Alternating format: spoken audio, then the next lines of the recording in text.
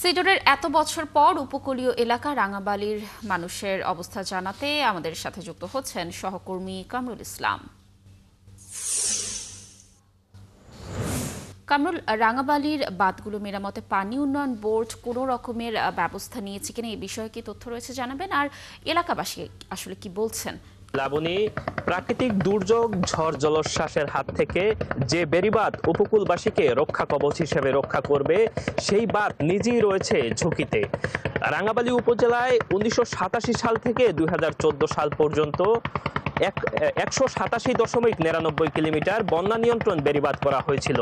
সেই বাঁধগুলোর বর্তমান অবস্থা কোথাও ভেঙে আছে, কোথাও নাজুক অবস্থা, কোথাও দুর্বল এবং কোথাও নিচু অবস্থা, যার কারণে স্বাভাবিক জোয়ারের চেয়ে পানির উচ্চতা বাড়লেই বা জলোচ্ছ্বাস হলেই বাঁধ উপচে লোকালয়ে পানি ঢুকে পড়ে।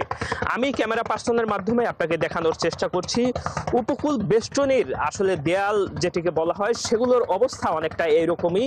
জোয়ারের পানির উচ্চতা বেড়ে গেলেই বাঁধ উপচে লোকালয়ে পানি ঢুকে পড়ে। অরক্ষিত এলাকার মানুষজন বলছে টেকসই এবং পরিকল্পিত বাঁধ নির্মাণ প্রয়োজন, যা রক্ষা করবে উপকূলীয় এলাকার মানুষের জান এবং মাল। এবং পানি উন্নয়ন বোর্ড বলছে যে এলাকায় সবচেয়ে বেশি ক্ষতিগ্রস্ত এলাকা, যেখানকার বাঁধ অনেক আগ থেকে ভেঙে আছে, সে বাঁধ তারা জরুরি ভিত্তিতে মেরামতের ব্যবস্থা করেছেন।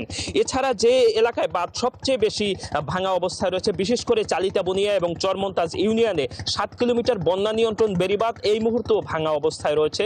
এখন দুর্যোগ মৌসুম চলছে, যে কোনো সময় প্রাকৃতিক দুর্যোগ বা ঝড় জলোচ্ছ্বাস হলে সেই এলাকাগুলো প্লাবিত হয়ে যায়, যার কারণে পানি উন্নয়ন বোর্ড বলছে বড় প্রকল্পের মাধ্যমে সেখানে ইতিমধ্যে একটি প্রকল্প প্রস্তাব দেওয়া হয়েছে। প্রকল্প অনুমোদন হলে সেই এলাকার বাঁধ নির্মাণ কাজ শুরু হবে। এবং সেই সঙ্গে পানি উন্নয়ন বোর্ড আরো বলছে রাঙাবালির চরমন্তাজ এবং চালিতা বুনিয়া আরো 6.5 কিলোমিটার বন্যা নিয়ন্ত্রণ বেড়িবাঁধ ঝুঁকিতে রয়েছে। এর মধ্যে কামরুল, ধন্যবাদ আমাদের সাথে যুক্ত থাকার জন্য। নিশ্চয়ই প্রশাসন এই বিষয়ে যথাযথ উদ্যোগ নেবে এবং একটি আশু সমাধান হবে। দর্শক, যুক্ত ছিলেন সহকর্মী কামরুল ইসলাম।